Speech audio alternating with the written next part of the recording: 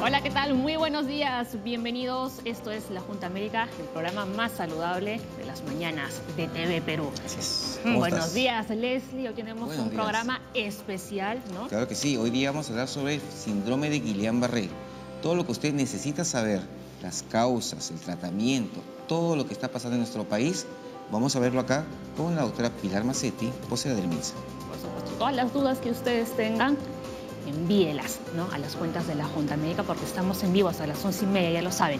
Además, también tenemos en nuestro bloque natural, ¿no? Y vamos a conocer más sobre las propiedades de la planta El Amargón. ¿La conocías? No la conocía, no sé en qué se utiliza, acá lo vamos a averiguar. Aquí lo vamos a aprender. Empezamos La Junta Médica.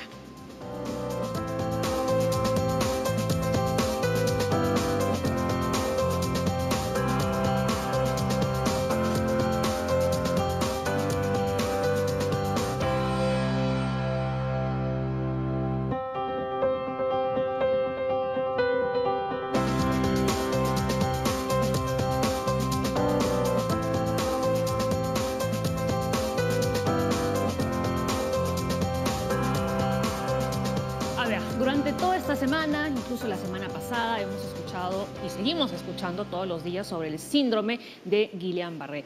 Estamos obteniendo muchísima información, pero aquí en la Junta Médica tenemos 1 hora y media para explicarles con todo detalle. Como ya les decía al inicio, envíenos sus consultas a las cuentas de la Junta, al Twitter o al Facebook, o si no, pueden llamarnos como siempre a nuestra línea médica, que es el 619-0747. Para conocer más sobre este síndrome de Guillain-Barré, por supuesto, le damos una gran bienvenida a la doctora Pilar Mazzetti, neuróloga y directora del Instituto Nacional de Ciencias Neurológicas. Doctora, muy buenos días, bienvenida a la Junta Médica. Ha venido preparadísima, fíjese todo el material que nos ha traído hoy aquí al programa para que nos explique con todo detalle, para que no tengamos ahí algún error, para que no vayamos a comprender mal de repente, porque como le digo, hemos recibido muchísima información, ¿no? Y a veces ya no sabemos qué creer o qué es lo cierto, qué se está tergiversando, etc. A ver, hasta el día de ayer decían que había 263 casos. Hoy esta cifra ha variado, estamos en el mismo número. Ok.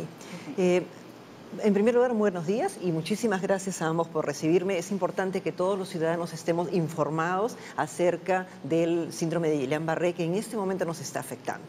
Primer detalle que tenemos que tener en cuenta, las cifras van a ir cambiando.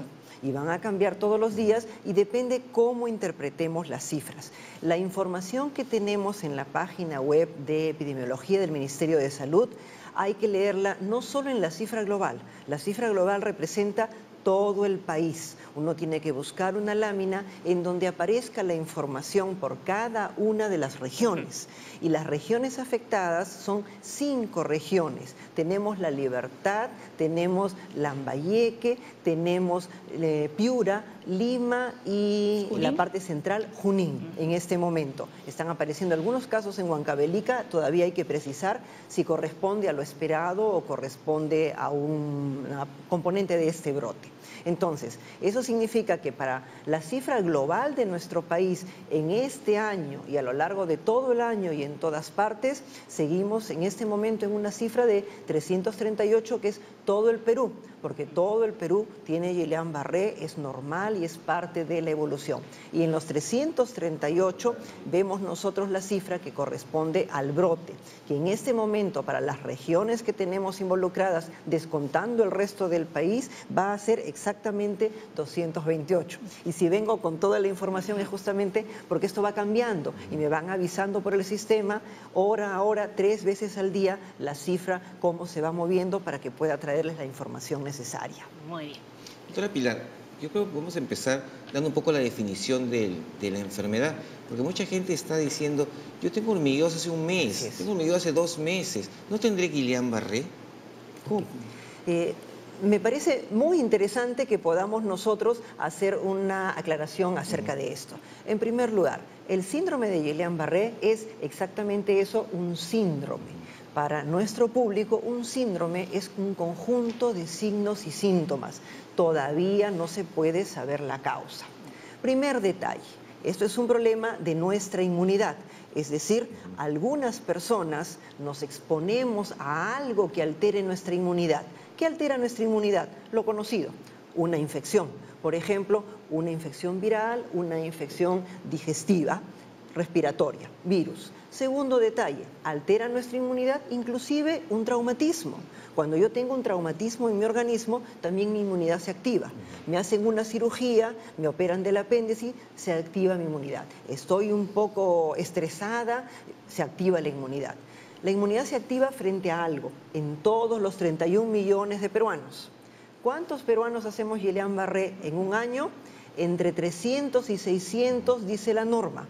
¿Cuánto ocurre en el Perú? Habitualmente ocurre entre 300, 350 peruanos que en todo el país hacemos Guillain-Barré. Primer detalle. Segundo detalle, esto es un brote porque en las regiones involucradas estamos por encima de la cifra de casos que esperaríamos cada año.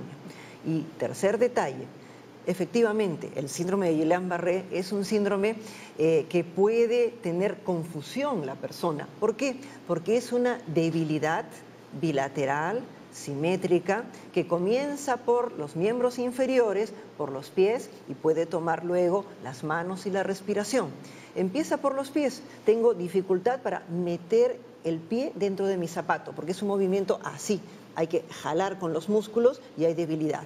Luego de eso, quiero ponerme una falda, un pantalón, empujo con mis piernas y noto que hay debilidad. Me paro y necesito ayuda para caminar. Entonces, es una debilidad bilateral, simétrica, que va ascendiendo, empieza por las piernas, puede tomar también los brazos. Esto significa también que algo de manifestaciones sensitivas podemos tener. Una persona se puede quejar de un poquito de hormigueos, de hincaditas, cosas sencillas. Como ven, esto que menciono también puede suceder en otros casos. Los diabéticos, nuestras personas con diabetes pueden tener hormigueos y pueden tener debilidad en los pies porque tienen neuropatía diabética. Es decir, un compromiso que va a evolucionar en varias semanas, en meses. En cambio, Guillain-Barré evoluciona en unos cuantos días. La mayor parte de personas, una semana, puede ser más, pero en una semana. Claro, eso es importante recalcar, ¿no? Que hablamos de unos días, una semana, ¿no? Y no de un mes, como estaba diciendo Leslie, ¿no? Para que las personas que tengan de repente estos síntomas no vayan a pensar que tienen Guillain-Barré. Efectivamente. Y cuando uno tiene estas manifestaciones y tiene dudas, lo ideal es hacer una consulta para que el médico evalúe y vea si corresponde o no corresponde. Dentro de los pacientes que hemos tenido en el instituto en estos días, una persona llegó con 8 días de evolución y solamente debilidad en pies y hormigueos. Entonces se ha hecho la evaluación y se ha concluido que tiene una neuropatía, es decir, otro tipo de compromiso de los nervios que no corresponde a Guillain-Barré. Entonces todos tenemos que estar alerta, pero hay otros diagnósticos también.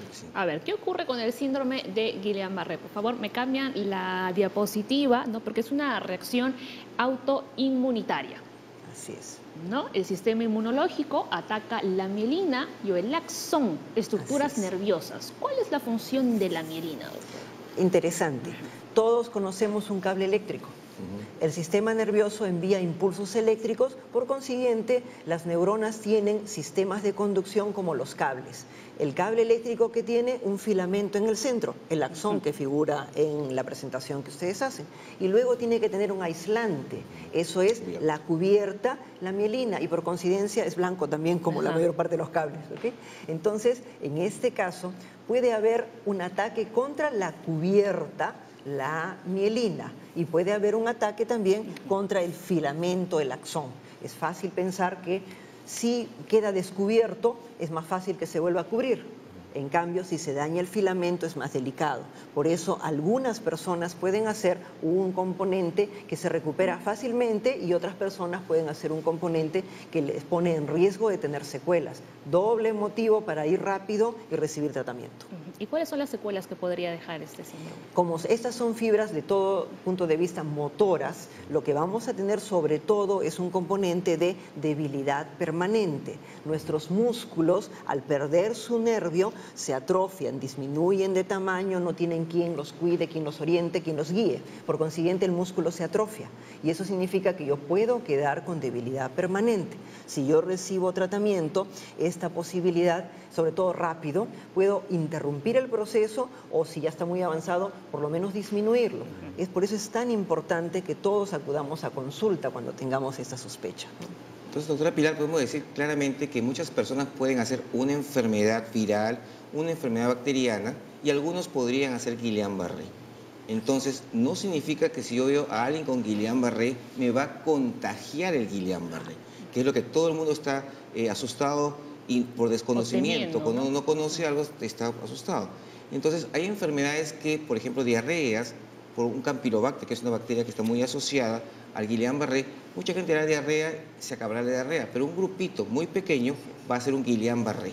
Por lo tanto, una persona que tenga un compromiso de debilidad de abajo hacia arriba, que vaya limitándole su movimiento, debe acudir rápidamente a los hospitales del Ministerio de Salud. Dentro de los equipos que estamos manejando de los pacientes con Guillain-Barré en todos los hospitales están los neurólogos, que son una de las bases fundamentales aquí en la piedra angular en este equipo para poder hacer el diagnóstico diferencial y poder ver pues qué tratamiento seguir posteriormente. Claro, porque al final una de las recomendaciones que nos están brindando constantemente es, por ejemplo, tener cuidado no de contraer una gripe o una infección respiratoria, pero como decía la doctora, estamos en invierno y cuántas personas no contraen estas infecciones virales al año y sin embargo no todas hacen Guillain-Barré. Muy probablemente las personas que hacen Guillain-Barré tienen algo diferente en su organismo que no se sabe a nivel mundial, que hace que sus defensas se activen por demás y empiecen a atacar sus nervios periféricos. Y el detalle importante que han mencionado es el asunto de resfriarse. 31 millones. ¿Quién no se ha resfriado? Y sin embargo, la mayoría de nosotros no conocemos a alguien que tenga Guillain-Barré, ¿verdad? Entonces, es una cosa inhabitual y algunas personas solamente hacen este tipo de componentes. Por eso es tan importante que cuidemos nuestra salud, que nos protejamos de los problemas de tipo diarreico lavando nuestras manos y que nos protejamos del contagio respiratorio, porque yo toso, estornudo y voy a enviar al exterior virus. Es muy importante lo que yo bromeo y digo, el signo del vampiro, ¿no es cierto? Me cubro nariz y boca con el brazo y el antebrazo, efectivamente, ¿no? Porque si no, yo hago esto y luego le doy la mano al doctor Leslie y voy a pasarle todos los gérmenes, ¿verdad? Entonces, es muy importante que recordemos que tenemos que cambiar. Siempre hemos hecho así.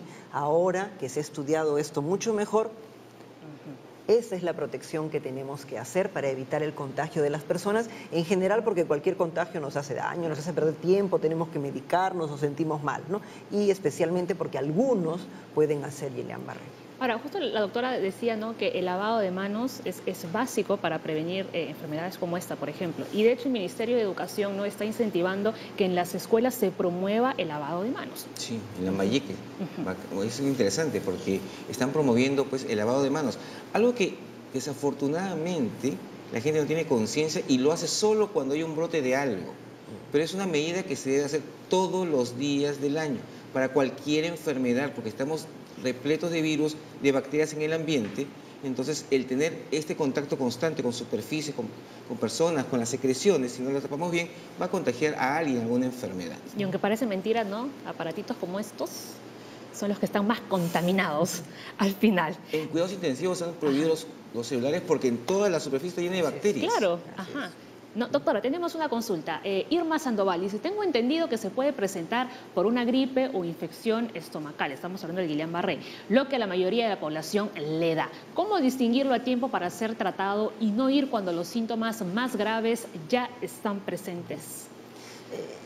Creo que la señora o señorita Irma ha dado en el kit del asunto, ¿verdad? Porque todos podemos tener infecciones de diferentes tipos.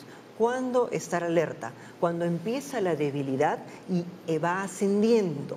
No es que yo estoy cansada porque caminé mucho, porque tengo un problema circulatorio y tengo unas horas de debilidad. El Guillain-Barré no dura unas horas y mejora, dura unas horas y mejora. No, es una cosa progresiva. Entonces, respondiendo a la señora o señorita Irma, es muy importante recordar que esto es progresivo y la progresividad debe llamarnos la atención. Sobre todo, doctora, que justamente cuando tenemos un Guillain-Barré usualmente va en una semana, 2 semanas. Actualmente este virus o bacteria que está ahorita apareciendo está más corto el tiempo. Sí.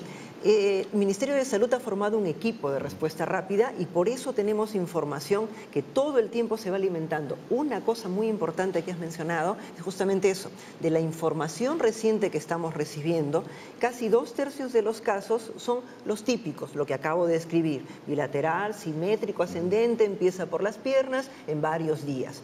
Pero hay un grupo de pacientes que se está detectando desde hace unos días que tiende a comenzar sobre todo por miembros superiores, dificultad para mover los dedos y eso hace que estemos más alerta. Y además nos han referido los neurólogos de la red que está avanzando en menos tiempo, algunas personas inclusive en horas. Sí. Entonces hay variantes, porque los virus van cambiando, de tal manera que eso nos hace a todos aprender. Nosotros mismos, el sistema de respuesta rápida en el Ministerio, estamos aprendiendo y recibiendo información y de ahí la importancia de estos programas porque nos permiten contarle a la población qué es lo que está sucediendo. ¿No? En tiempo real. ¿No? Justo siguiente a lo que dice la doctora, ¿no? La debilidad causada por el síndrome de Guillain-Barré suele empeorar en 3 o 4 semanas, ¿no? Pero estamos viendo que el tiempo se ha reducido en este brote. Sí. ¿no? Así es, en este brote estamos viendo que algunas personas están haciendo evoluciones más rápidas porque los virus, las bacterias cambian, se van adaptando y van haciendo que el cuadro clínico no sea exactamente siempre el mismo. Todos debemos estar alerta porque la salud es así, es cambiante y hay cosas que no son predecibles. Ahora, esto es importante, doctora. En algunos casos, los músculos que controlan la respiración se debilitan tanto que es necesaria la ventilación artificial. En efecto, sobre todo cuando tenemos debilidad ya para caminar y estamos necesitando ayuda, podemos considerar que va a subir luego a los brazos y posteriormente a los músculos respiratorios. Entonces, ¿qué necesitamos? Por ejemplo, por darles una idea, los 2 casos que han ingresado anoche a nuestra institución, estamos vigilando y estamos viendo el momento preciso en donde, habiendo ese tipo de debilidad, le vamos a dar el tratamiento. Por precaución ya pedimos el tratamiento, lo tenemos almacenado en farmacia y apenas el médico considere que ya hay un poco más de avance, no vamos a esperar efectivamente a que la respiración se debilite. Lo ideal es intervenir antes de eso. Eso es totalmente cierto. Cuando llega un paciente, por ejemplo, que te dice, tengo debilidad y es un Guillain-Barré y lo tengo hace 3 semanas, vamos evaluándolo bonito, tranquilo, haciendo todos los estudios en forma lenta. Cuando me dice hace 2 días y lo vemos que ya no puede mucho ni caminar, pasa a cuidados intensivos. O sea, lo bueno es que tenemos, como hay muchos casos al año, que es lo que usualmente se presenta, ya estamos preparados para estos pacientes. Ahora, hay algo que hay que dejar claro, doctora, y es que este síndrome se trata en el hospital, no en casa. Y eso tiene que ser claro. Muchos pacientes pueden tener solo un poco de debilidad y ahí quedó y se recuperan solos sin tratamiento. Si pudiéramos saber cuáles, sería estupendo, pero no es así. Yo no tengo cómo saber ante un paciente en particular si ese paciente se va a detener o va a continuar. Entonces es muy importante que estemos en un centro hospitalario para que seamos evaluados por el emergencista, por el intensivista, por el médico neurólogo. Depende de las especialidades que tengamos en los hospitales, porque ese es un diagnóstico no complejo, es un diagnóstico que se puede hacer clínicamente sin necesidad de mucho examen auxiliar. Y lo que necesitamos es efectivamente vigilancia. Y es importante, doctora, porque el Guillain-Barré cuando presenta puede ir, quedar solamente en los pies, llegar hasta la rodilla, llegar hasta la cadera y un grupo va a ir hacia la insuficiencia respiratoria. Así es. Sí, entonces pero eso se determina con la evaluación clínica. Por eso los hospitales todos están preparados para esto. ENA Perú en el Facebook nos puso, si llega a darse insuficiencia respiratoria por debilitamiento del diafragma, es necesario intubar y hacer traqueotomía al paciente o existe la posibilidad de ponerle un ventilador no invasivo, BiPAP, La posibilidad de cualquier método invasivo es siempre más riesgosa. Okay. Cuando una persona tiene insuficiencia ventilatoria, como nos están preguntando el grupo de esta enfermedad, esclerosis lateral amiotrófica, sí es importante ayudarlo de alguna manera. ¿Por qué? Porque si se debilita, no entra oxígeno, se acumulan otras cosas y se daña el resto del cuerpo. ¿Cómo lo ayudamos? Esa es una decisión individual. Esa es una decisión que toma el médico que ve al paciente, que ve cuál es el mejor tipo de apoyo ventilatorio en ese momento, en ese instante y para ese paciente. El médico también decide, de acuerdo al tiempo que la persona tiene que permanecer con tal o cual apoyo ventilatorio, si necesita cambiar, no lesionar ya la mucosa respiratoria alta y entrar directamente por la zona de la garganta, que es lo que mencionan la traqueostomía. Recordemos que hay diferentes formas de ventilación, pero eso no es algo que esté, digamos, cincelado en una piedra y así tiene que ser. No, eso depende de cada paciente y es una decisión médica qué tipo de ventilación se usa, si es invasiva, si no es invasiva, cuánto tiempo, por qué vía. Es una decisión individualizada para cada persona porque esa es una entidad diferente totalmente a la esclerosis lateral amiotrófica. Claro, lo importante es que la evaluación médica va a determinar qué requiere en ese momento. Algunos requerirán simplemente vigilancia en cuidados intensivos sin llegar a la ventilación mecánica, otros tendrán que intubarse, otros le pueden poner BiPAP, y eso se ve en el momento. Es que hay algunos pacientes que quieren mandar al médico. Sí, o sea, la idea es que la evaluación es lo que dice, por eso es que no existe un robot para atender pacientes, porque es individualizado, no es una receta de cocina. Uno puede requerir una semana, otro un mes, eso se ve en el momento y en el día a día. Así es. Tenemos otra consulta, doctora. Rosa Ramírez nos llamó desde Los Olivos. Tengo 62 años y sufro de artrosis. Hace unos días bajé de la cama y sentí dolor en la pierna izquierda. Poco a poco subió el dolor hasta el muslo, impidiéndome caminar. He tomado medicamentos para el dolor, pero la columna me sigue doliendo. ¿Esto es un síntoma de Guillain-Barré? Me parece que la señora Rosa muy probablemente lo que tiene es un problema de una o varias raíces nerviosas en la columna que se comprimen y que nos ocasionan, como ven ustedes, dolor. En Guillain-Barré puede haber dolor, pero el dolor es diferente, es ardor o quemazón, es un dolor que va a afectar las extremidades, la parte distal.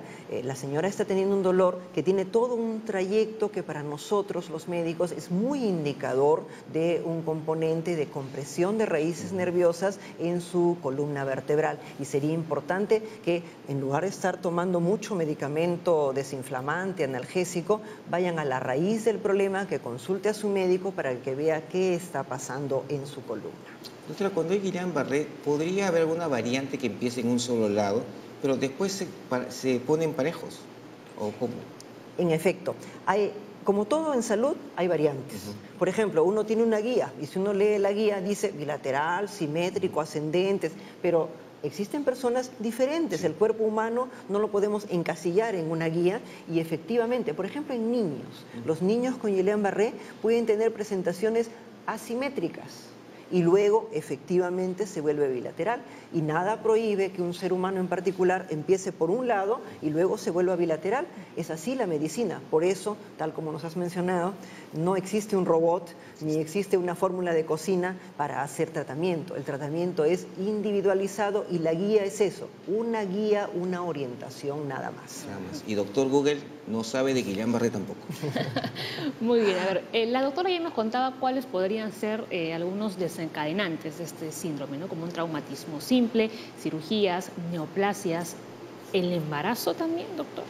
Es raro, pero puede suceder. Recordemos que cuando una mujer está gestando, tiene una personita dentro de ella. Por consiguiente, su sistema inmunológico, porque esa personita, por más que sea su hijo, no va a tener las mismas características de la gestante. Entonces hay una tolerancia inmunológica, es decir, nuestras defensas toleran a nuestro bebé al interior nuestro. Por consiguiente, las defensas están un poco diferentes y puede suceder efectivamente que nosotros tengamos menos activas las defensas. Si se dan casos en gestantes, se imaginarán que es de mucho mayor cuidado. Felizmente es raro. Felizmente en niños, en gestantes se da, pero es raro. Claro, lo que sí hay que recalcar de la claqueta es que no solo la parte infecciosa podría dar Guillain-Barré. Así es. Sí. Muchas entidades. Otra, Percy Aguilar, uno de nuestros fans del programa, nos dice, ¿la vacuna contra la influenza ayuda a evitar este mal? Indirectamente, es decir, la influenza es todo un problema. Si uno hace una influenza seria, puede tener una mortalidad de 1 a 2%.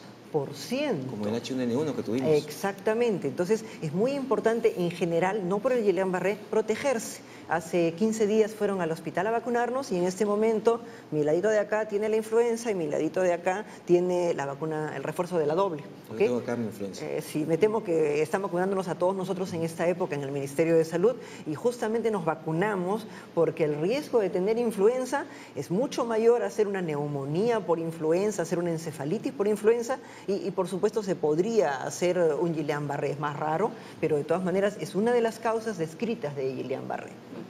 Ahora, estamos viendo que hay muchos casos que se están presentando en diversas regiones de nuestro país. ¿Los hospitales de esas regiones están preparados para atender el síndrome de Guillain-Barré? Porque a veces escuchamos, ¿no?, que traen a los pacientes hacia Lima.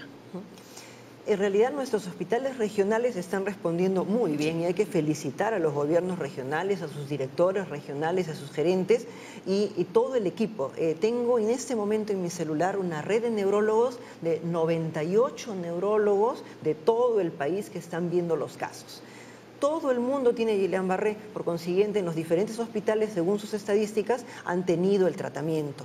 Con este brote, evidentemente en esas 5 regiones han necesitado mayor cantidad de tratamientos que el Ministerio ha empezado a proporcionar, ha hecho una compra grande y va a haber otra declaratoria de emergencia modificando, porque en la medida en que los casos cambian, la emergencia se va modificando también y se requieren más insumos. Están llegando los insumos, no solo los insumos, también Defensa Nacional del Ministerio de Salud ha colaborado llevando equipos de ventilación asistida antes de que falten, porque lo importante aquí es adelantarse antes de que las cosas Y las Fuerzas sucedan. Armadas también están colaborando. En realidad las Fuerzas Armadas, bueno, el sistema de salud tiene subsistemas. MINSA es salud, las sanidades y también tenemos a los privados y el sistema municipal. Y esto ha hecho que, por ejemplo, en las reuniones de directores que ha habido en el Ministerio, nuestras Fuerzas Armadas, todos los subsistemas de las Fuerzas Armadas y policiales están colaborando. Inclusive están habiendo vuelos por acción cívica. Los profesionales de los equipos que han ido viernes, sábado y domingo a las diferentes regiones desde el Ministerio de Salud en este equipo de respuesta rápida han sido llevados una parte por las fuerzas, la Fuerza Aérea. Claro. Así es. Entonces los pacientes no tendrían que ser trasladados a Lima. O bajo qué circunstancias, en todo caso, si algún hospital tiene alguna dificultad para manejar el número de casos, podría ser que se le traslade, pero hasta el momento todo el mundo está manejando en su región. Este es un diagnóstico clínico fundamentalmente. Intubar y ventilar es algo que hacemos en todos los hospitales de nuestro país y nuestros médicos intensivistas y emergencistas están capacitados para hacer esto. El tratamiento con inmunoglobulinas es un tratamiento que se puede llevar a cualquier lugar y es un tratamiento donde uno toma un fármaco y lo inyecta.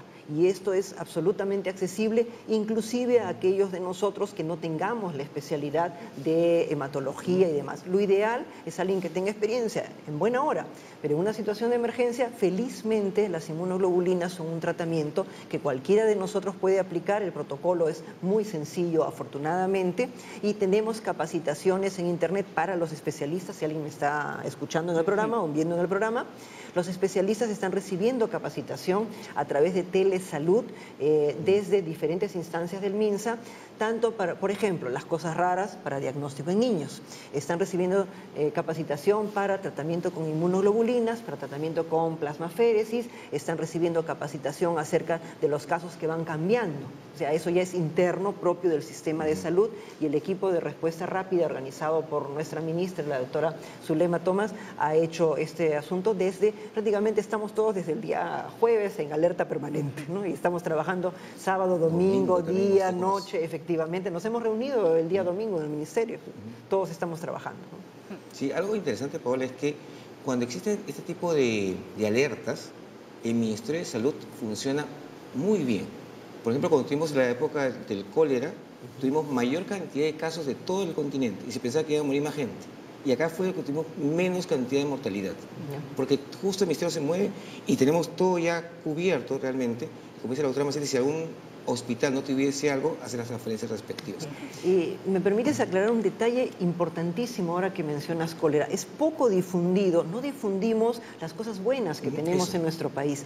Nuestro país recibió un premio por haber sido el país con menor mortalidad por cólera, siendo un asunto tan difícil de manejar, y tuvimos gran cantidad de casos en condiciones dificilísimas en zonas apartadas, y sin embargo la gente del sistema de salud respondió. Muy bien. Y el sistema de salud no es solamente los médicos, enfermeros, auxiliares, técnicos y todas las otras especialidades. Está también nuestro personal administrativo, y un agradecimiento para ellos, porque ellos nos permiten movilizar insumos correctamente para que nada vaya a fugar a algún otro lugar, ¿no es cierto? Hay capacidad de reacción y acción. Sí, la reacción es muy buena. Tengan muy en cuenta eso y confíen en el Ministerio de Salud. Susana de San Martín de Porres, doctora, nos dice, hace 6 años me detectaron HTLV1. ¿Qué riesgo tengo de contraer Guillain-Barré? La persona que tiene el virus llamado HTLV1, que por así decirlo genera un poco de inflamación en la médula espinal, pone rígidas nuestras piernas, se nos cruzan un poco y no podemos controlarlas muy bien, tiene exactamente el mismo riesgo que cualquier otra persona, cualquiera de nosotros 3 que estamos acá. Muy bien, vamos con más consultas. A ver, rápidamente, el Facebook, Iyaba Rodríguez dice, en Internet está circulando la noticia de que el pollo es el responsable de contraer esta enfermedad. Es cierto, pero viene otra a continuación. María Rosa dice, ¿qué alimentos debemos prevenir hasta saber cuál es la causa que provoca la enfermedad? Bueno, nuestros amigos plumíferos son una excelente fuente de proteína de muy buena calidad. Sí. ¿Qué precaución tenemos que tener? Todos los alimentos que nosotros ingerimos tienen que estar bien conservados, bien cocidos, ¿sí? Los productos alimenticios con plumas o sin plumas que nosotros podamos ingerir, en realidad tienen que estar bien cocidos, porque si no, la carne cruda nos puede generar no problemas virales, sino problemas digestivos, bacterianos, ¿ok? Pero que el pollo esté particularmente relacionado, no. Esto probablemente viene de una epidemia que hubo en Oriente, en China, en donde el virus fue transmitido por aves de corral. La gripe aviar. Probablemente de allí viene exactamente la gripe aviar. Entonces viene probablemente de allí. Pero que en este momento hay indicios. Parte del cerco epidemiológico que se hace con todo esto es, el público no lo sabe, pero podemos aprovechar para que estén al tanto, se toman muestras no solo de los pacientes, y no se toman muestras solamente respiratorias, se toman muestras de los pacientes, y les agradecemos a los pacientes con Guillain-Barré que nos están ayudando para tomar todo un panel de muestras que cubre todo mi cuerpo, porque no sabemos todavía de dónde viene. Y además se toman muestras del agua potable, del suelo, del aire, de diferentes lugares, para tratar de hacer la investigación que nos dará resultados después. Así como el año pasado supimos que fue un enterovirus, ya sabremos algo dentro de unas semanas de este brote. Doctora, algo que sí es cierto en esa pregunta es que las redes sociales escriben de todo. Sí, y justamente quería que me pongan la pregunta anterior, sí, ¿no? Porque mire lo que dice Yabar, dice, en Internet está circulando la noticia de que el pollo es el responsable. Por eso es importante programas como la Junta Médica, ¿no? Porque vamos a dar la información certera. Sí. Y acá tenemos tiempo para hablar, o sea, no es 15 minutos, tenemos tiempo para conversar, para recibir preguntas del público. Internet nos genera hasta los médicos un problema, porque ayer en la red de neurólogos entró un mensaje indicando que se había encontrado el enterovirus. Sí. Ok, ¿y qué resulta? Que es un mensaje del año pasado. Entonces yo apelo, sí, con perdón, a la responsabilidad ciudadana, a nosotros los ciudadanos, porque todos somos responsables de nuestra salud. No es el ministerio que tiene que cuidarme, todos somos responsables de nuestra salud, y es muy importante que las personas sean responsables con la información que difunden, porque tiene repercusiones. Hemos perdido cerca de media hora tratando de ubicar la información, y es un tiempo valioso para atender a los pacientes. Pues incluso era un enterovirus 68, el que ya estaba, sí, ya era tuvo el la culpable epidemia en Estados Unidos hace un par de años. Era el culpable, pero yo también, me llegó también la red de Infecto. Dice, pero no se sabe nada de eso, eso es falso. Estamos todos los días en el día a día y estamos buscando todavía la causa, no, es mentira. Así entonces, que por favor, todos no hagan caso las cosas de Facebook. Hay redes en la parte de la página del Ministerio de Salud, están día por día todo lo que estamos avanzando en el Ministerio. La información es certera, no se esconde nada. porque si escondiésemos algo, eso es algo que no sería ético. Y los médicos somos éticos, así que por favor hagan caso solamente al Ministerio de Salud. Así es, quieren información veraz, información real, vean la Junta Médica. A ver, antes de irnos a la pausa, Hugo Medina llamó desde Arequipa. ¿El Helicobacter pylori tiene relación con el síndrome de Guillain-Barré? Se responde después de la pausa, ya regresamos.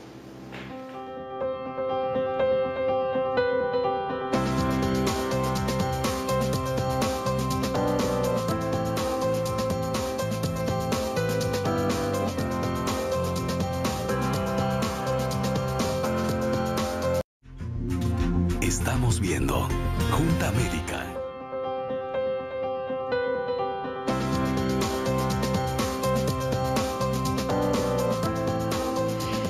Ya estamos de regreso aquí en la Junta Médica y vamos a responder la consulta que nos hacía Hugo Medina. ¿El Helicobacter pylori tiene relación con el síndrome Guillain-Barré? Creo que el señor Medina está muy bien informado, como debemos estar todos los ciudadanos.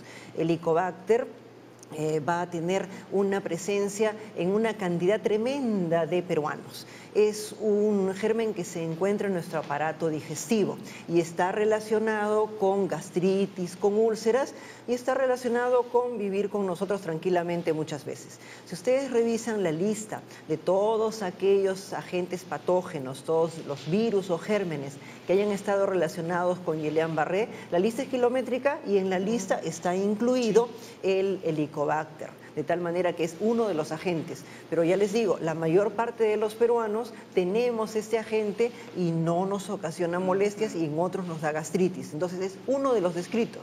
Pero recuerden, 31 millones de peruanos, 300 y pico con Guillain-Barré cada año. El Helicobacter es parte de nuestra vida y no tendríamos cómo demostrar si fue el responsable, porque todos lo tenemos, ¿no es cierto? No vayan a pensar que todas las personas diagnosticadas con Helicobacter van a tener Guillain-Barré. Nuevamente, lo recalcamos. Claro, y también, doctor, permítame, cuando ven esa lista de las personas por eso que buscan mucha información, también existe brucela como causante, también existen las hepatitis virales, pero de esas pues será 1 en 1 millón y hasta menos. Así es. Entonces, por favor, hay causas principales que justamente son las que nos estamos basando, porque al final quizás haya un paciente que le picó un zancudo acá y le dio Guillain-Barré. Entonces, esas no son las causas más probables. Por favor, no cunda el pánico. Sí, me parece muy importante tener en cuenta que la lista es kilométrica. Es inmensa. La lista es tremendamente larga y no son solamente virus y bacterias, un montón de cosas que pueden alterar la inmunidad. Lo importante es estar alerta, porque la gran mayoría de nosotros puede tener muchas de esas cosas y no va a tener Guillain-Barré. Pero el que tiene debilidad bilateral, simétrica, ascendente, que empieza por las piernas, o esta pequeña variante que estamos viendo en algunos pacientes por los brazos, que acuda a consulta, porque el problema fue 15 días atrás. A ver, Leticia de Cañete dice, ¿cómo detectar Guillain-Barré en un niño de 5 años? En realidad en los niños es más fácil, porque las madres tienen un ojo clínico mejor que el de cualquier médico. Toda madre sabe cómo se mueve su niño.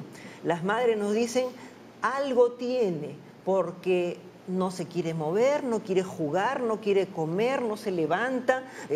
Saben detectar cambios en el comportamiento del niño. A los 5 años, los niños son un reguilete. Y el niño que tiene debilidad muscular va a dejar de moverse, vamos a ver que se tropieza, se le dobla su piececito, estamos viendo que se levanta de la camita y tiene que hacer esfuerzo para apoyarse. Entonces, en los niños, en realidad es más fácil. Nosotros los adultos decimos, ay, es que caminé mucho el día de ayer, ay, es que las varices me están molestando. Entonces, eso hace que los adultos un poquito que muchos no nos damos cuenta al principio. En cambio, en los niños, las mamás son un detector así, rapidísimo de cualquier cambio en el niño y es una gran cosa. Moscas son ahí las mamás. A ver, vamos con el siguiente dato. El periodo de recuperación puede durar semanas o años. Algunos pacientes podrían presentar debilidad residual 3 años después. ¿De acuerdo? En parte. Las personas se recuperan efectivamente en varias semanas, los que tienen una debilidad manejable. Los que tienen los cuadros más importantes, si tienen la forma en que el nervio queda descubierto, la mielina es atacada, el nervio se pela, por así decirlo, son los que se van a recuperar en unas cuantas semanas, un par de meses. Y aquellas personas, felizmente son pocas, que tienen daño axonal, daño del filamento, y el músculo se queda sin inervación, sin contacto con el nervio, ellos van a tener debilidades mucho más importantes y ahí sí puede demorar varios meses y tener secuelas que pueden ser importantes. Por eso reitero, esto requiere atención lo antes posible, acudir al centro hospitalario y que el médico vigile en qué momento instala tratamiento. ¿Estas secuelas podrían durar en algún caso toda la vida? Algunas personas sí pueden quedar con debilidad importante. En las épocas en que no había tratamiento, esto era muchísimo más frecuente y las personas quedaban con debilidad inclusive de las 4 extremidades. Okay. Sí, tremendo. A ver, otra consulta, Leslie. Sí, acá interesante porque justamente hay un punto que también está corriendo en las redes. María desde Apurímac, ya tiene 36 años, nos dice: tuve 2 veces Guillain-Barré, en ambas llevé tratamiento y me curé. ¿Me puede volver a dar? Guillain-Barré le ocurre a algunas personas que tienen algo probablemente en su sistema inmunológico diferente, que no sabemos qué es, y les hace reaccionar en forma distinta. Sí puede suceder que el Guillain-Barré se repita. Sí sería importante, una vez que todos estemos más tranquilos, que la señora o señorita María busque una consulta ya especializada. ¿Por qué? Porque cuando se repite muchas veces, no necesariamente es Guillain-Barré lo que se está repitiendo, porque hay una entidad que se puede parecer, una neuropatía inflamatoria crónica, que se puede parecer y que tiene otro tipo de tratamiento. Miren cuántas cosas diferentes hay dentro del mismo saco que ponemos todos diciendo Guillain-Barré, ¿no? Entonces, podría tratarse de otra neuropatía en el caso de la señora o señorita María. Pero sí que puede volver a dar la enfermedad. Es muy raro que el Guillain-Barré vuelva a repetir. Es tan raro que los casos que repiten generalmente se publican en las revistas médicas. Es poco frecuente, pero sí puede volver a suceder porque hay una susceptibilidad individual. La persona es un poquito diferente desde el punto de vista inmunológico, ¿no? Vamos con más consultas. Delia Zapana dice: ¿una persona con artritis reumatoide, enfermedad autoinmune, puede llegar a tener el síndrome de Guillain-Barré? Tiene el mismo riesgo que cualquier otra persona. La enfermedad de artritis reumatoide es autoinmune dirigida a una estructura en particular. Y esa es su forma de presentarse, y hay el ataque a la articulación, preferencialmente el músculo algunas veces. Pero la persona que tiene artritis reumatoide puede tener el mismo riesgo que yo o cualquiera de nosotros de tener Guillain-Barré. Este es un ataque inmunitario diferente. Claro, la idea es que se enfrente a esa bacteria, virus o a la acción que le pueda causar el Guillain-Barré como cualquier persona. Así es. ¿Tenemos más consultas? A ver, vamos Perfecto. a ver. Vamos primero con esta información, ¿no? Que es importante nuevamente volver a recalcarlo. A ver, es vital recibir tratamiento dentro de las 2 primeras semanas de inicio del síndrome de Guillain-Barré. Y ante cualquier debilidad muscular se debe acudir lo más pronto posible al establecimiento de salud. Volvemos nuevamente, ¿no?, a recalcar esto que es importante. Sí, es muy importante recibir tratamiento. Cuando uno tiene, la debilidad se cataloga en 5 niveles. Cuando uno está en el segundo nivel, todo el mundo se pone alerta. Y si pasa al tercer nivel de debilidad, que es necesitar ayuda para caminar, entonces se inicia el tratamiento. Primer y segundo nivel de debilidad no tiene sentido porque no hay necesidad de eso. Generalmente, si se queda en ese nivel, se recupera solo, ¿no? Doctora, y el que a uno le dé una variante axonal o desmielinizante, ¿existe algo que nos lleve a una u otra de entrada? No sabemos, ojalá supiéramos. Les he mencionado que el diagnóstico es fundamentalmente clínico. No hay ningún análisis que diga Guillain-Barré positivo, así como no hay ningún análisis que diga Parkinson positivo o migraña positivo. O sea, hay enfermedades que se diagnostican clínicamente. Entonces, aquí no tenemos nada en particular que nos permita hacer el diagnóstico. ¿Y por qué unos son axonales y otros desmielinizantes a nivel mundial? Todavía no se sabe, porque unas personas reaccionan contra unas proteínas o contra otras. causas todavía no se conoce lo suficiente y de paso no habría una forma de hacer cierto análisis, que yo me tome una muestra o alguna prueba y diga Guillain-Barré positivo y estoy en riesgo. Claro. Ojalá hubiera, pero me temo que no hay. Y justo, doctora, la pregunta de Elisa dice, ¿qué análisis, pregunta ella, debo hacerme para descartar Guillain-Barré? Me temo que no hay análisis para descartar Guillain-Barré. Lo que hay es la clínica. Como muchas entidades es la clínica. Todos los ciudadanos tendemos a pensar que hay alguna prueba. Hay entidades que me temo no es así. Así como no hay análisis para Parkinson y no hay análisis para migraña, no hay análisis para Guillain-Barré. Claro, la evaluación es clínica. Eso es clínico. Por lo tanto, hay que ir pues al centro de salud para que lo evalúe la gente especializada. Muy bien. Más consultas. Más consultas del Facebook. José Fernández nos dice, ¿el síndrome de Guillain-Barré puede empeorar los síntomas de una persona diagnosticada con gastritis crónica y parálisis facial en niños, adolescentes o adultos mayores? ¿Qué tratamiento deberían recibir para no ser infectados con este síndrome? En primer lugar, la parte de la gastritis es importante aclarar. Todos los seres humanos, cuando estamos en estrés, segregamos mayor cantidad de ácido en nuestro aparato digestivo y se nos activa la gastritis. Es más, ahora que tengo que estar corriendo de un sitio a otro, ciertamente, y con el tráfico tremendo que tenemos, todos estamos en riesgo con estos asuntos de la gastritis. Entonces, la gastritis puede empeorar por el estrés, no específicamente por el Guillain-Barré. Segundo asunto, las personas que han tenido parálisis facial, sí es importante que le digan a su médico apenas lleguen a una atención, yo he tenido parálisis facial antes. Porque cuando un médico lo mira a uno, el médico detecta rapidito que hay una pequeña asimetría y lo primero que va a pensar es, este es un Guillain-Barré que más bien está tomando la parte alta y hay más riesgo de tipo respiratorio. Entonces, si ha tenido parálisis facial, es importante que le diga a su médico. Cuando el Guillain-Barré comienza por la parte alta, que hay casos que comienzan por la parte alta, sí, variantes exactamente, pueden afectar ambos lados de la cara, porque tiende a ser más simétrico. Entonces toma los dos lados de la cara y hacemos lo que le llamamos técnicamente diplegia facial, parálisis facial bilateral.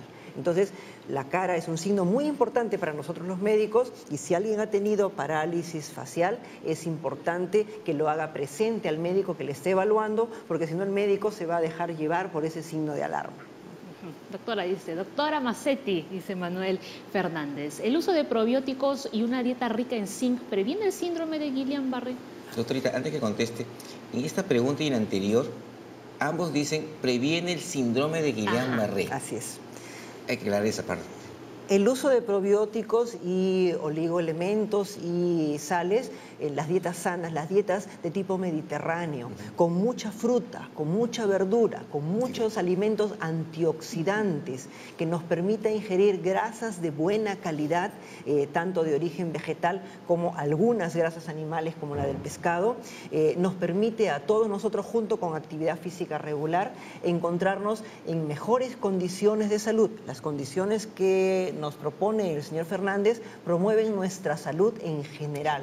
Si estamos con mejor estado de salud y más fuertes, entonces si es que hacemos esta reacción de Guillain-Barré, vamos a tener mejor capacidad de resistir el embate de este problema. Por eso lo que tenemos que hacer todos los ciudadanos es estar saludables y recordar que lo que nos están mencionando también proviene de esperar un envejecimiento saludable ahora que vivimos tanto.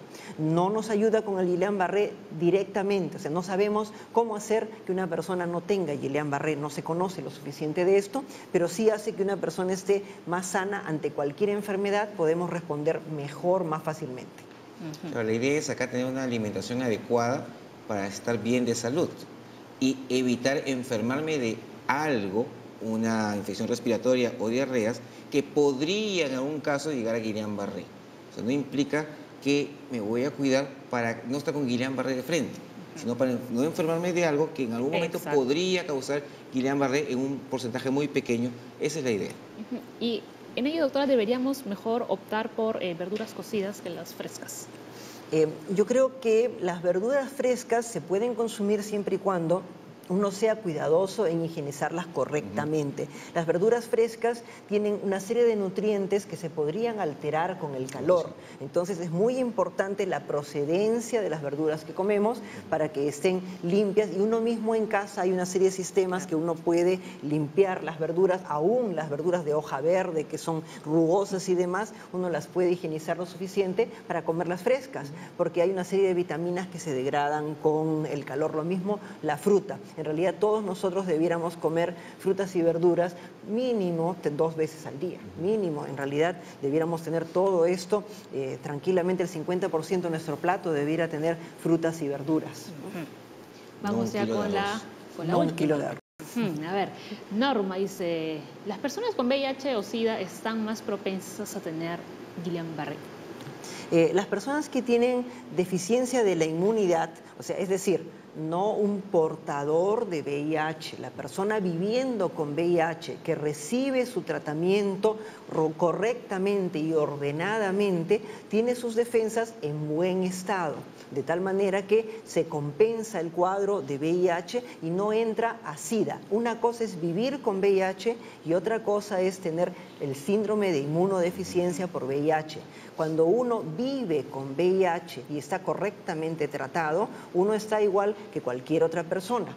Pero cuando uno tiene ya SIDA, es decir, no recibe tratamiento o hay una falla en el tratamiento y las defensas se vienen abajo, como hay una serie de coinfecciones, otras infecciones que nos atacan, podríamos estar en un poco más de riesgo, pero solo en esas condiciones. Por eso también todos nosotros debemos estar al tanto de cuál es nuestro estado, si somos portadores o no de VIH. Es un asunto de responsabilidad para con toda la sociedad y de responsabilidad para con nuestras parejas también. Claro, entonces el resumen de esta parte sería: cualquier persona con alguna enfermedad de fondo tiene el mismo riesgo de adquirir un Guillain-Barré que una persona que no la tenga. Entonces la idea acá es no enfermarse de algo viral, algo infeccioso, bacteriano, porque eso podría causar en algunas personas Guillain-Barré. Entonces todos básicamente promover lavado de manos, evitar el contagio por secreciones respiratorias para que no adquiramos ninguna enfermedad. Así es. Nos vamos a la pausa, pero antes nos quedamos con esta pregunta. Gina Flores, ¿las personas con desnutrición son más propensas a contagiarse? Al regresar la respondemos. Ya volvemos.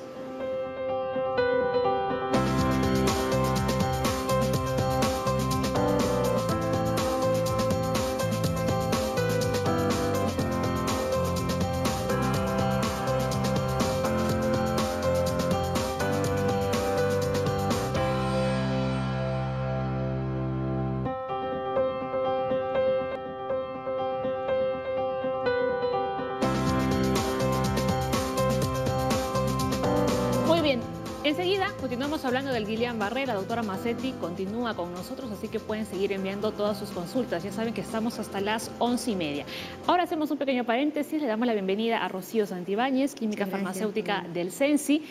Habíamos dicho, Leslie, que íbamos a hablar del amargón. Así es. Pero al final, aquí ha habido un cambio, ¿no? Y Rocío nos ha traído un montón de plantas. Exacto, una variedad de plantas. Una variedad de plantas. Así es. El amargón para la siguiente semana. Sí, para la siguiente semana. Así es. Pues Muy bien. bien.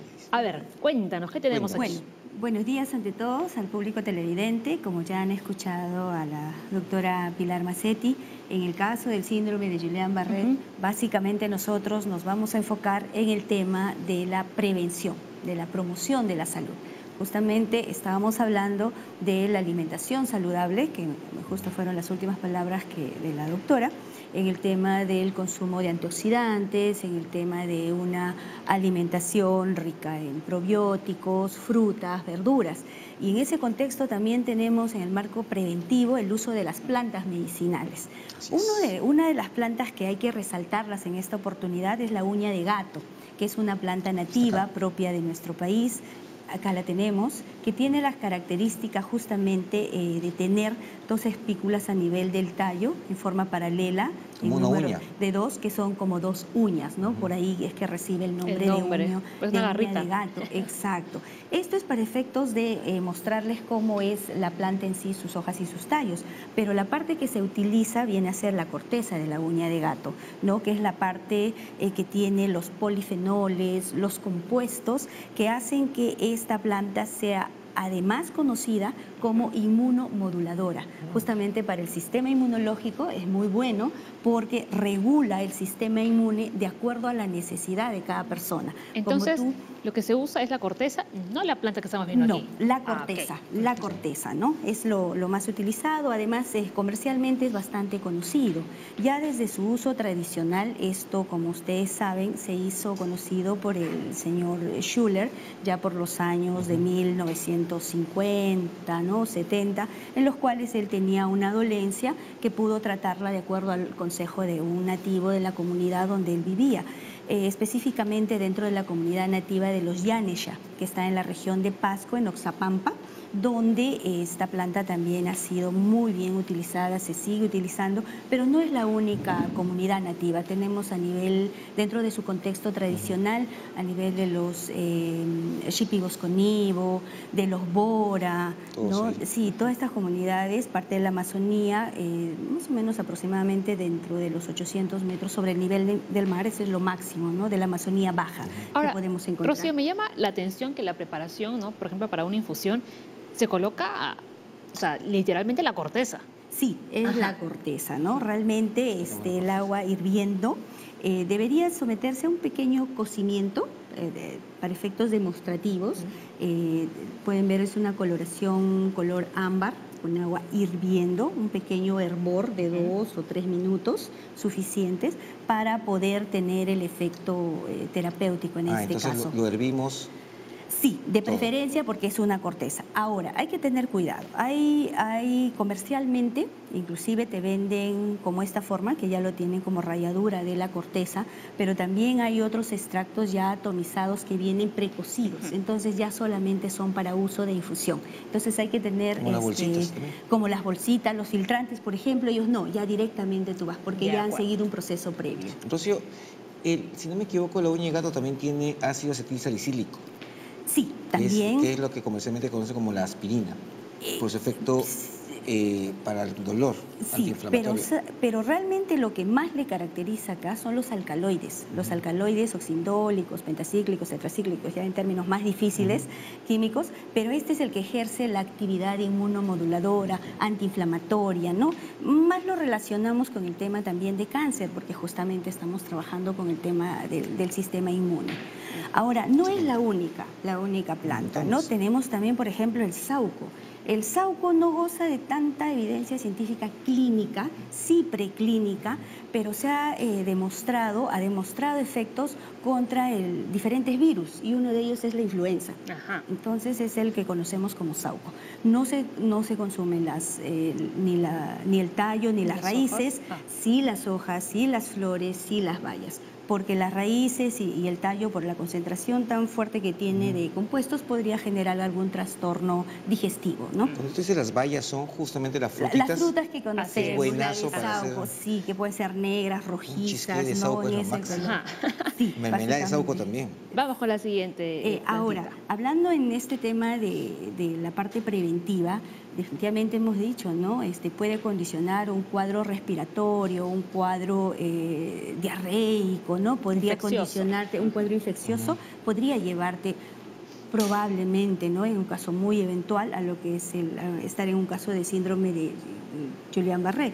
Entonces, para efectos, por ejemplo, de los resfríos, ahora que estamos en etapa de invierno, de este invierno crudo, fuerte y frío, y ya hay algunas que ya hemos mencionado, inclusive en otras reuniones anteriores, ¿no? Tenemos el eucalipto, tenemos la borraja, tenemos la escorzonera, borraja, escorzonera, también hemos hablado de la menta, esta es otra variedad, tenemos la guamanripa. Si ustedes pueden ver, este paquete de plantas, cuando usted, televidente, señor, señora, vaya al mercado, por lo general es el paquete que, tiene un manojo. es un manojo, ¿no?, que les dan como antigripal. Y a nivel digestivo, definitivamente el que se lleva la palma, el protagonismo es la muña, ¿no? Claro. Ya ampliamente comentado, del culén. Entonces, ustedes pueden darse cuenta de que esta variedad de plantas, más que todo, tomarlos a nivel preventivo, antes de, ¿no? Para no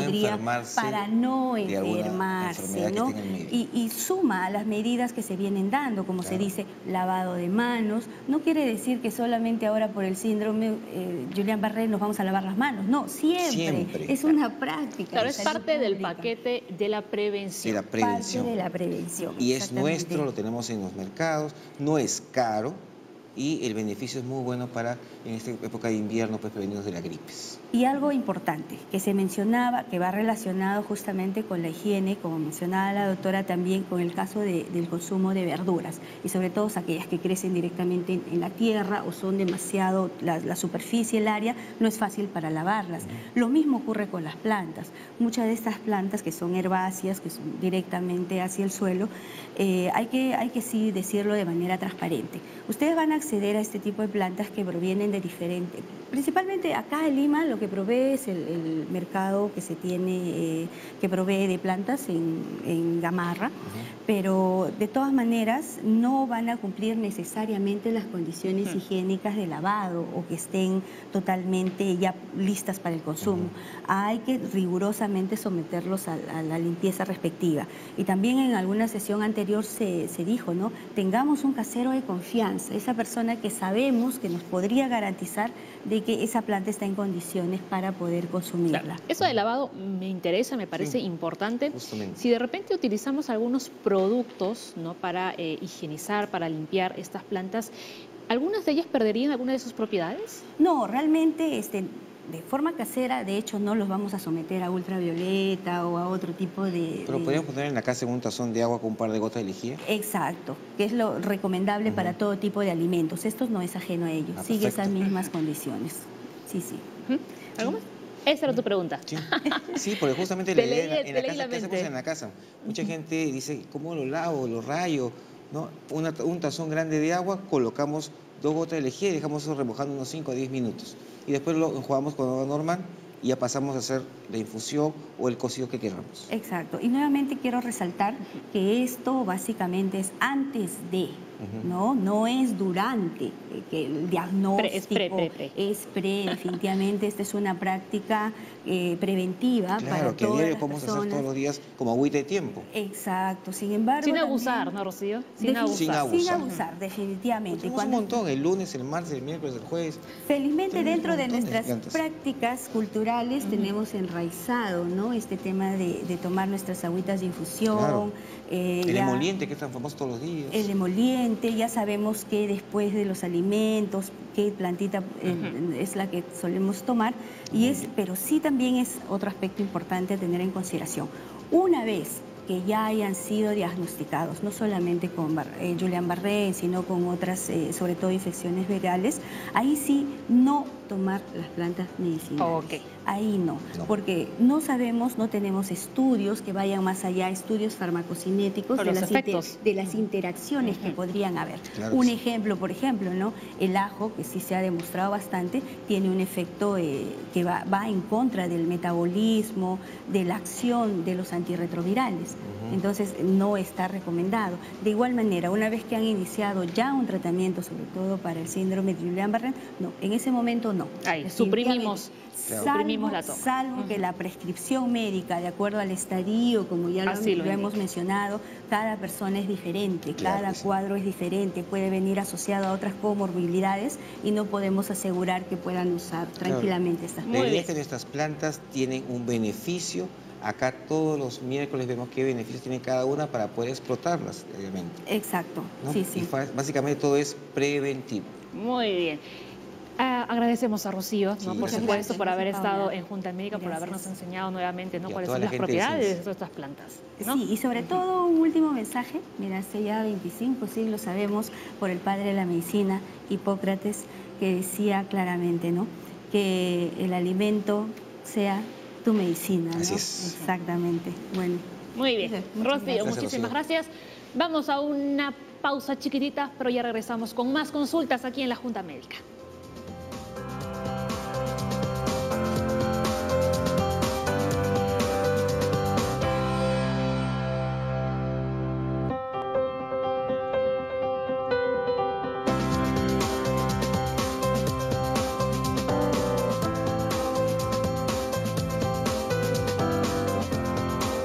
Vamos con la pregunta, ¿no?, que nos había hecho Gina Flores. Dice, ¿las personas con desnutrición son más propensas a contraer Guillain-Barré?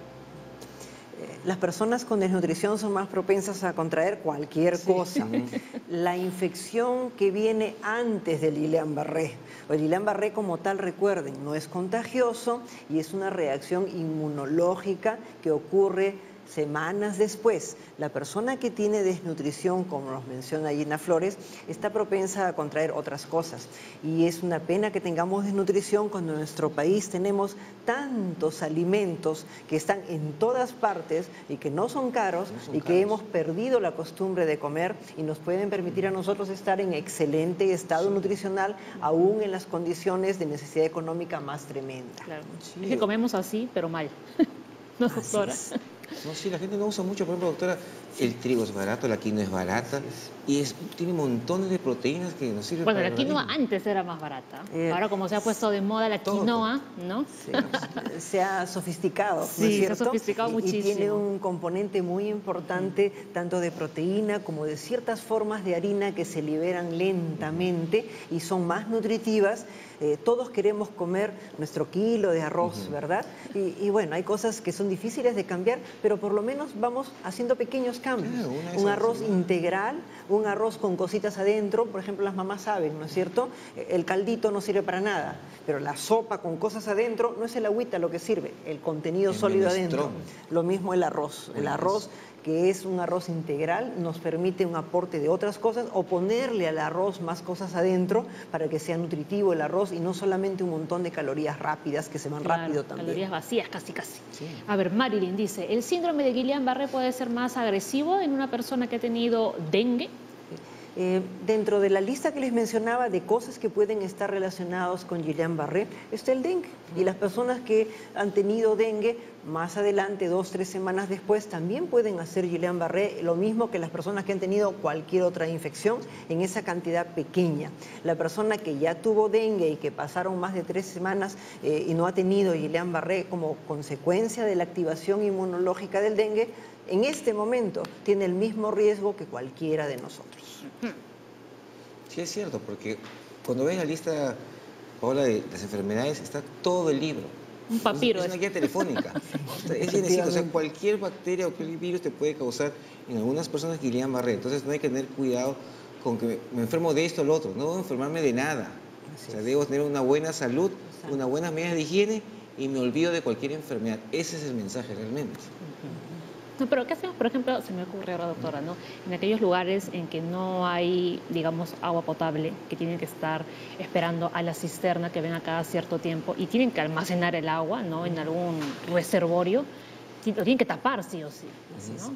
El almacenamiento del agua, el agua es un vector de una serie de enfermedades, es algo que los seres humanos necesitamos, pero se puede volver contra nosotros. Es por eso que es importante que el depósito de agua esté protegido, que esté tapado y que vigilemos que no vaya a caer nada dentro del agua. Por ejemplo, cuando tenemos zancudos, los zancudos ponen sus pequeñas larvas y están moviéndose dentro del agua que luego vamos a ingerir. Por eso es muy importante que se proteja el agua en los lugares donde no hay agua potable, se proteja el depósito y se limpie el depósito cada vez que se termina para que no haya contaminación. Doctora, Maruja en el Facebook nos ha puesto cómo identificar el virus en un lactante. Ok. Realmente cuando hay Guillain-Barré, menores de 2 años es menos frecuente. Rarísimo. Sí. Es muy raro. Para empezar, esto no tenemos virus que identificar, ¿verdad? Esto es algo que ocurrió semanas atrás y es una reacción inmunológica.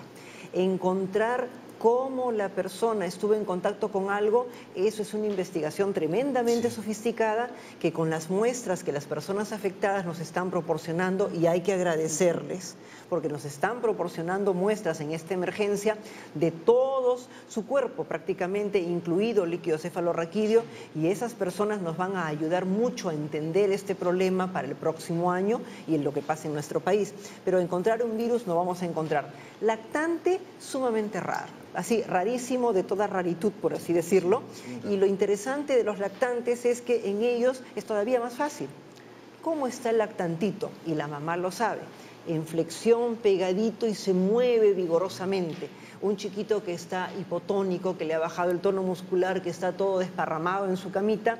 Miren, no necesitan un médico, la mamá medio segundo después y la persona de la casa pasa. que lo mira inmediatamente se da cuenta. Ok. A ver, recordemos que el síndrome de Guillain-Barré no es un virus. Así es. Que quede claro. De Junín, nos han escrito, Junín, nos han escribió llamado. Lara, dice, tengo 62 años y sufro de dolores en la cadera y las manos. También me mareo constantemente y sufro de diabetes. ¿Qué pruebas debo hacerme para descartar Guillain-Barré? Nuevamente, pruebas no hay. Me temo que no existe, ese es un diagnóstico clínico. Si la persona de 62 años, con su dolor de cabeza y dolor en las manos, con sus mareos y con diabetes, hace un cuadro de debilidad progresiva que va avanzando en cuestión de unos días, tiene que acudir a diagnóstico. Y aprovechamos, por ejemplo, diabetes. Como no controlamos el azúcar correctamente y pensamos que un poquito de azúcar no nos hace daño, el azúcar en la sangre daña nuestros nervios y las personas con diabetes pueden tener debilidad en los pies, pérdida de sensibilidad en los pies, ardor en la planta de los pies, y esto va avanzando poco a poco. Tienen neuropatía diabética y avanza en un montón de tiempo y los puede debilitar a la larga, tanto como un Guillain-Barré así agudo que tengamos nosotros y serio. Por eso las personas con diabetes tienen que cuidar su azúcar y es vital mantener el azúcar en niveles normales para que no se dañe el nervio, el corazón, el cerebro, el riñón, la retina y no sé cuántas cosas más. A ver, María, de 66 años, llamó desde La Victoria. Tuve bronquitis hasta hace 2 semanas. Actualmente tengo un silbido en el pecho. ¿Puedo vacunarme contra la influenza para evitar el Guillain-Barré? Uno se vacuna para la influenza para evitar la influenza. ¿Okay? Uno se vacuna para la influenza para evitar la influenza. No es para evitar el Guillain-Barré. Si estoy vacunado y no me da influenza, estoy en ventaja frente al resto de la gente que sí le puede dar influenza y hacer luego Guillain-Barré. Pero recuerden, esta es una reacción inmunológica. La influenza es una de las causas, Uno se vacuna porque es un ciudadano responsable y porque tiene que vacunarse. ¿Okay? Ahora, ¿se puede vacunar en este momento? Desgraciadamente este tipo de consultas no me permiten hacer un diagnóstico. Un médico tiene que examinarlo para ver si la parte respiratoria está activa o no está activa. Si está activa, uno no debe vacunarse y cuando ya no tiene ningún proceso infeccioso de por medio, uno se vacuna. Sí, hay que esperar que baje un poco el silbido manejado por el neumólogo para mejorar eso. Interesante, doctora, hay mucha gente que tiene diabetes, insuficiencia renal crónica, insuficiencia hepática que pueden hacer adormecimientos como parte de su enfermedad. Si alguien toma tratamiento anti-TB y no toma piridoxina, también puede hacer un poco de neuropatía. Pacientes con retrovirales, antiguamente había unos que daban neuropatías, ya no están en el mercado, pero también es esto, o sea, la idea es, la evaluación médica es fundamental porque la parte de las preguntas que llamamos anamnesis nos va a decir qué factores tiene presentes, el tiempo de enfermedad, y el examen físico nos va a ayudar tremendamente a hacer las diferencias. Bien, Ceci en el Facebook nos pone, ¿qué sucede si una mujer gestante tiene Guillain-Barré? Cuando recibimos una gestante con Guillain-Barré, para empezar, niños, personas mayores con otras enfermedades y gestantes son personas que requieren atención especial porque están más frágiles. El niño porque tiene poco desarrollo en su organismo, la persona mayor porque tiene otras enfermedades y la gestante porque estamos cuidando 2 vidas.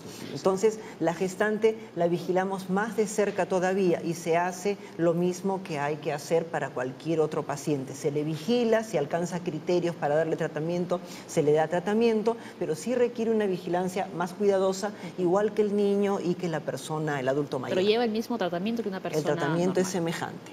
Una pregunta interesante porque ya se ha mencionado en la televisión por parte del Ministerio de Salud, dice, Marco Muñoz en el Facebook, ¿el tratamiento es gratuito solo para los que tienen CIS o también para personas que no tienen ningún tipo de seguro? Ajá. Ok, es una pregunta muy interesante. Si tenemos algún sistema de seguro, el que sea, seguro privado, salud o CIS, nuestro sistema de seguro cubre el tratamiento. ¿Ok? Repito, seguro privado, salud o CIS, nuestro sistema de seguros cubre el tratamiento. Lo mismo Fuerzas Armadas que tienen su propio aseguramiento, fuerzas policiales que tienen su propio aseguramiento, cada subsistema cubre el tratamiento. Las personas que no tuvieran ningún tipo de seguro, el Estado, a través de la declaratoria de emergencia, ha adquirido los productos y les da el tratamiento. Entonces, uno llega a emergencia, inmediatamente ahora se evalúa a través de la RENIEC en qué condiciones de aseguramiento estamos, a qué tenemos derecho, y de acuerdo a eso uno se ubica en una determinada categoría. Igualmente, supónganse que esto siguiera aumentando y nos sobrepasa en algún sistema la necesidad de medicamentos. Es el Estado el que inmediatamente adquiere los insumos y los pasa al subsistema que requiera. Entonces, cada subsistema de salud cubre a sus asegurados, y ya sea CIS, privado o de salud, y el Estado cubre a los no asegurados, o en caso de una gran epidemia como ocurrió en cólera, el Estado se encarga de proporcionar a los subsistemas lo que haga falta. MINSA somos todos. MINSA no es solamente el Ministerio de Salud. MINSA es el órgano rector de la salud para los privados, para salud, para las sanidades, para el sistema MINSA, para el sistema municipal, para todos los sistemas de salud.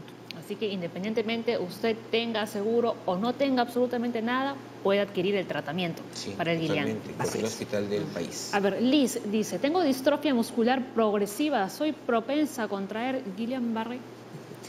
Las personas con distrofia muscular, que es una debilidad muscular que avanza muy lentamente a lo largo de la vida, son personas que tienen más debilidad, no tienen más riesgo que otras personas, pero si adquirieran Guillain-Barré, tienen más probabilidad de llegar a dificultad respiratoria. Entonces, una persona con debilidad muscular por cualquier otra enfermedad tiene que estar más alerta y acudir a consulta, de tal manera que si es que tuviera debilidad por encima de lo habitual, cada persona con estas enfermedades raras conoce la forma en que su debilidad avanza. Y yo me doy cuenta que mi debilidad avanza lentamente a lo largo de los meses y de pronto, en 1, 2, 3 días, estoy con más debilidad. Eso es diferente. Entonces hay que ver el cambio. Las personas que ya tienen debilidad tienen que ver que su patrón de debilidad cambie, que avance mucho más rápido de lo esperado. Doctora, mira esta pregunta del Facebook. Es interesante, curiosa. muy curiosa la pregunta. Curiosa. Cecilia Márquez nos dice, he leído que no se debería comer hot dog y yogurt cuando se tiene este síndrome. ¿Esto es cierto?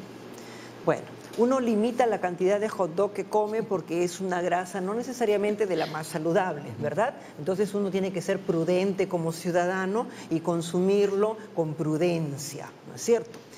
Yogurt, si la persona tiene dificultades para tolerar alguno de los productos que vienen dentro del yogur, bueno, la leche y esas cosas, a pesar de que está parcialmente digerido, pero en realidad no hay ninguna contraindicación de alimentos o cosas por el estilo. Cuando mi cuerpo está en emergencia y tengo algo, tengo que encontrar una manera de seguirme alimentando para tener nutrientes. Claro, alguien con el cuadro de Guillain-Barré no es exactamente hot dog lo que yo le daría en su dieta, ¿no es cierto? Porque no es la mejor grasa, pero en general los ciudadanos tenemos que tener prudencia con las grasas que no son las más saludables. Además, las personas diagnosticadas con este síndrome van a estar en el hospital y en el hospital le van a dar una comida. Una dieta especial. Una dieta especial. No creo que esté incluido los perritos calientes. Sí, sí. No, pero interesante la pregunta porque eso está en las redes. Sí. No coman pollo, no coman hot dog, no coman esas cosas y no tienen ninguna relación con la enfermedad. La idea es cualquier comida debe estar bien cocida, bien lavada, en un lugar bien higienizado y no va a pasar nada. Claro. Pero muy bien que nos pregunten, ¿no? Sí, Pero justo que perfecto. tenemos a los expertos, a los dos doctores expertos. Esa es la expertos, idea ¿no? para aclarar las dudas, para que la gente no esté pues con ese pánico, porque si sale esto del pollo, nadie come pollo en todo el país. Le dice el yogur no come nadie en todo el país. No tiene nada que ver, gracias a Dios, con la enfermedad, nada. Bueno, si no comen perrito caliente sería un favor, creo que para nuestros estómagos. Eso sí. ¿No? Los perritos. A ver, Lalis dice, ¿cómo se puede contraer la enfermedad si se dice que no es contagioso? El Guillain-Barré no se contrae. uno tuvo algún proceso que alteró sus defensas, una infección, un traumatismo, una cirugía, un estrés, cualquier cosa, y un número muy pequeño de personas que han hecho esto hacen una reacción inmunológica que no es normal y felizmente no es frecuente semanas después. Entonces el Guillain-Barré como tal no se va a contagiar. Lo que uno puede tener es semanas atrás algún proceso infeccioso y algunas de estas personas de 31.350.000 hacen este cuadro clínico. Entonces es una reacción, no se contagia. Yo puedo agarrar a la persona con Guillain-Barré y no me voy a contagiar.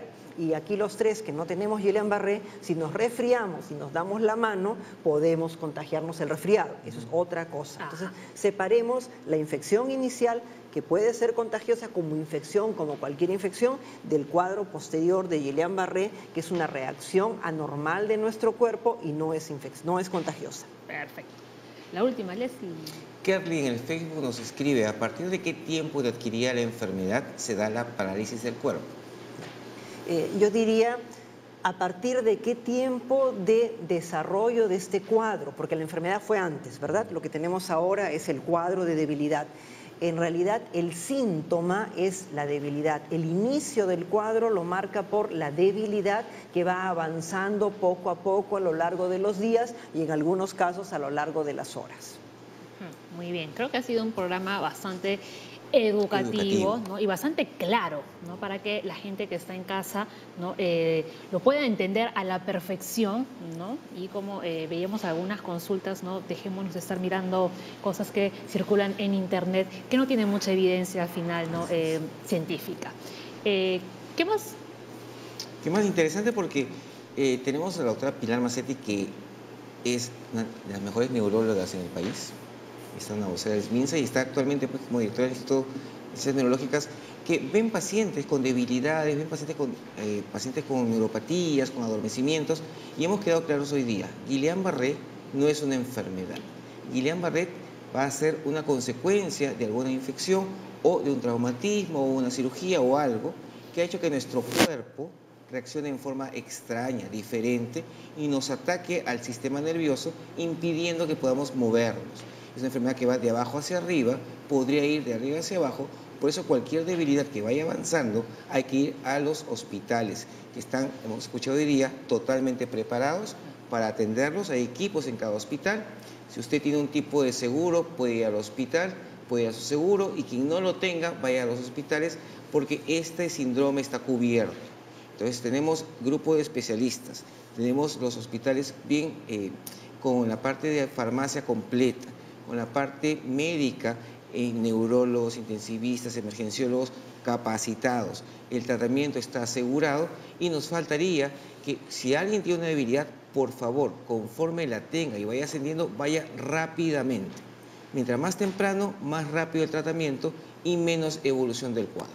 Pero la prevención la tiene que hacer usted. Así es. Usted tiene que lavar las manos, usted tiene que evitar comer en lugares donde los alimentos son de dudosa procedencia, ¿no? Usted, por ejemplo, tiene que lavar bien los alimentos que va a ingerir, las verduras, las frutas, etc. Eso sí, depende solamente de usted. Doctora Pilar, ¿alguna conclusión, por favor? Únicamente agradecerles por esta oportunidad. Recordarles que nuestro Ministerio de Salud está siempre preparado. Hay un equipo de respuesta rápida encabezado por nuestra ministra, la doctora Zulema Thomas. Ella nos está orientando constantemente, tenemos reuniones permanentes, estamos trabajando día y noche para tener la situación lo mejor controlado posible. Recordarles que esta entidad, junto con otras, nos puede suceder en cualquier momento en el Perú, y que hay una dupla que no tiene pierde: los ciudadanos y todo el sistema de salud juntos. Todos juntos tenemos que colaborar para que la situación se controle de la mejor manera posible y todos tengamos un mejor acceso a nuestra salud.